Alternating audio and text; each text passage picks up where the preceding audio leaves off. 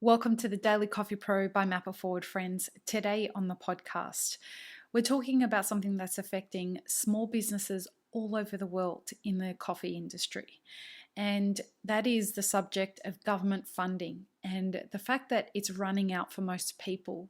We're a year into the pandemic, and what we're starting to realize is that governments are ending their funding programs, or the funding that they are providing is starting to get smaller and smaller. Now, in the US, the Biden stimulus bill has just been released again, and they're going to be offering assistance for small businesses through another round of PPP offerings.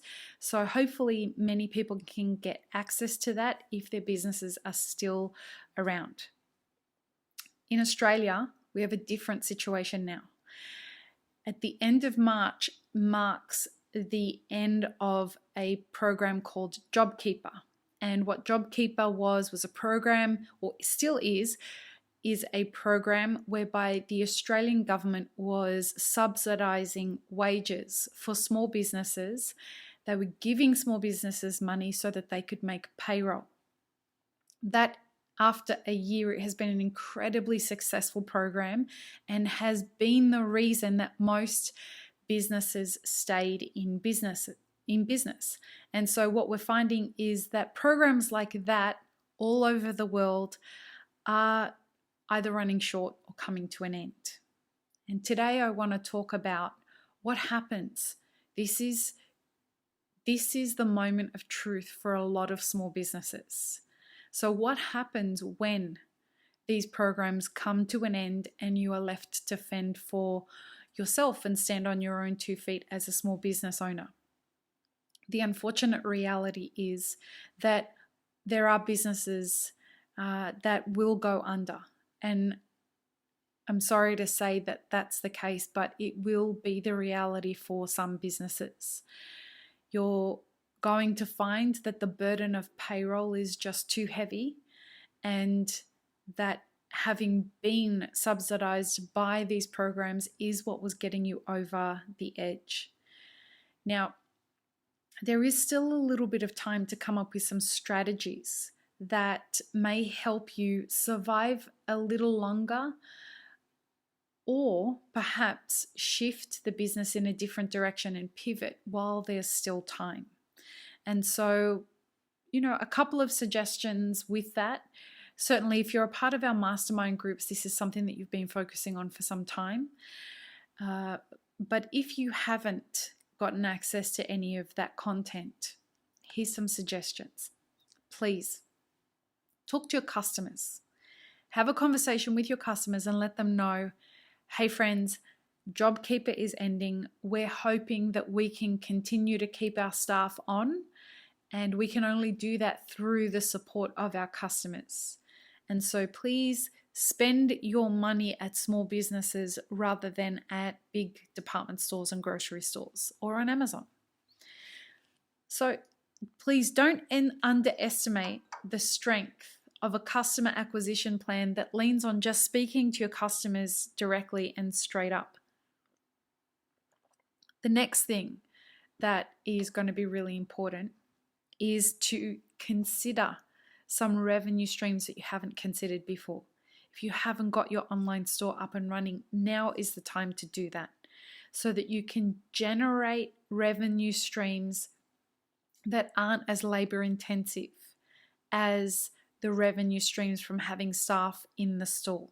So having an online store where you can sell roasted coffee subscriptions, you may be able to pivot by offering virtual barista services so that while people are brewing coffee at home in the mornings, you can have your barista as a paid service brew coffee with customers while they're at home. That's just a couple of examples of some ways that you might be able to pivot so that your staff can continue to get paid.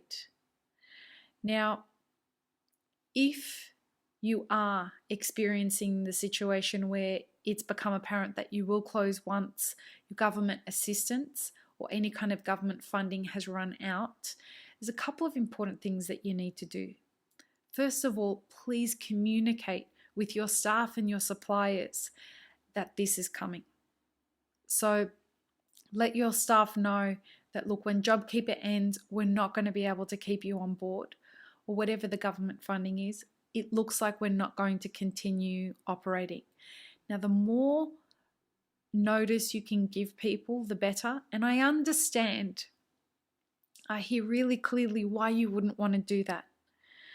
But please, that's selfish.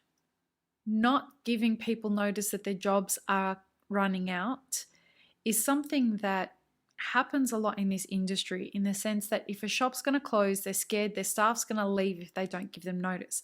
So what they do is they just don't tell anyone and close the store one day after everyone's left, send out a text message and say, hey guys, that was the last day of operation. Good luck. That's just not okay to do. It's not a good way to treat people. So give your staff some notice. And the next thing, help them find jobs if you can. And it's a simple way to do that. Contact other business owners in the area and find out if they're looking for staff. Put the word out there on social media that you've got staff that are looking for jobs if anyone's hiring. You don't have to find them new jobs, just help them find new jobs. It doesn't cost you anything. And I understand that this is a difficult time for you as a business owner, but this is a part of taking care of business. Now, closing a business has a process unto itself. You don't simply just close the door and that's it. There's a whole lot to do after that. And again, I'm so sorry that there are so many people in our industry that are experiencing this. And for a lot of people, it's people who don't deserve to be put out of business. They've run really great businesses for a long, long time. They contribute really responsibly to the value chain. And this is just a really shit go. And I'm sorry. And I hope that there's a way that we can repurpose your skills and we can find a way that you can be really valuable contributors to the industry in a profitable way for you into the future. This is going to be hard. This is when the reality of what we're all facing from this pandemic becomes sobering. And so if you are fortunate enough to stay in business, please be compassionate to other people who have been put out of business. A lot of it has nothing to do with whether they ran their businesses well or not. They are a consequence of a devastating pandemic. And under the weight of devastating economic situations, we are going to struggle as an industry. And the ramifications as that trickles down through the value chain is going to hurt pretty much everybody. If you are one of the few that it doesn't hurt, please be gracious in your win. There are a lot of people that I'm seeing right now that are just gloating about how fantastic life is for them. They've come out really great in this pandemic, and I'm happy for you. But please be respectful to the fact that there are people that have built businesses with blood, sweat, and tears. And through no fault of their own or through fault of their own, they're losing this, and this is a really difficult period for them. So I hope that this has been helpful. I hope that we, as many businesses as possible, can survive this. But I suspect that we are about to experience a very challenging next chapter of this pandemic for a lot of people. And I wish you luck. And if I can at all in any way be of any help, even if it's just, to read an email that you've sent, vent it on an email and send it through, please do. This is rough, guys. This really is. And this was a really hard episode to think about recording. But it needs to be said. And I'm here for you and I'm here with you. Peace, love, and peanut butter. Have an amazing rest of your day.